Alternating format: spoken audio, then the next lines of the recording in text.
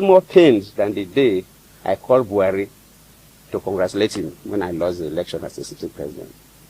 You know, since I left office, I've always been scared talking to the media. But in this particular case, I decided to speak to the media. First and foremost, to thank Nigerians for the show of empathy, the encouragement, because while we were in Bissau and this so-called coup happened, the information we got was that the whole country was agitated, young and old, irrespective of religious divides or political divides.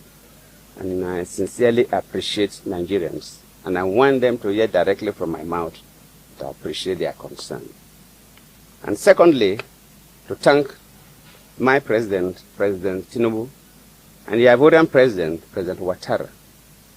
Both presidents were to send aircraft to lift us, but somehow, Côte d'Ivoire is closer to Guinea-Bissau, and there's always some relationship between Francophone countries and the Lusophones among the Francophones. They were able to penetrate their system to get landing permit first before Nigeria could do that. So the Ivorian aircraft was already on their way to pick us. So when we learned about the Nigerian aircraft about leaving, we asked them not to bother. That is why, if you see the picture that was brought by an Ivorian aircraft. So we thank the two presidents, President Ouattara, President Tinubu, and indeed thank Nigerians, young and old, for that. And specifically, what happened in Guinea-Bissau, I wouldn't call it a coup. It was not a coup. Maybe some people describe it as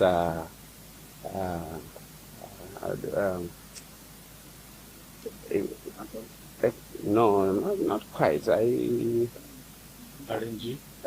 I would just say, if it is like, for want of better word, I would say maybe it was a ceremonial coup.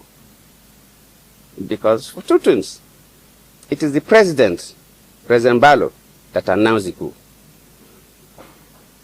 Before later, the military man came up to address the world that they were in charge of everywhere. Then Embaló has already announced the coup, which is strange. Not only announcing the coup, but Embaló, while the coup took place, was using his phone and addressing media organizations across the world that he has been arrested. I'm a Nigerian close to 70, and I know how they keep heads of state when a coup takes place. Recently, I was a mediator in Mali, an ECOWAS mediator in Mali, and within that period, we had a military coup. Military don't take over governments, and the sitting president that they overthrown will be allowed to be addressing press conferences and announcing that he has been arrested. Why does this happen? Who is fooling who? Basically, what happened in Guinea-Bissau is quite disturbing to me, who believes in democracy. In fact, I feel more pained than the day I called Buhari to congratulate him when I lost the election as a sitting president. Because I've been quite particular about Guinea-Bissau.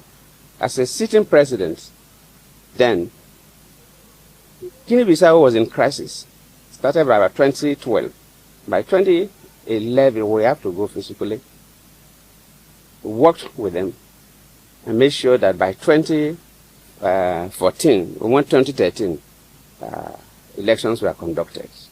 In fact, it was so bad the day that I learned that a military man went to the office of the Prime Minister and slapped the Prime Minister in the office. It was that bad.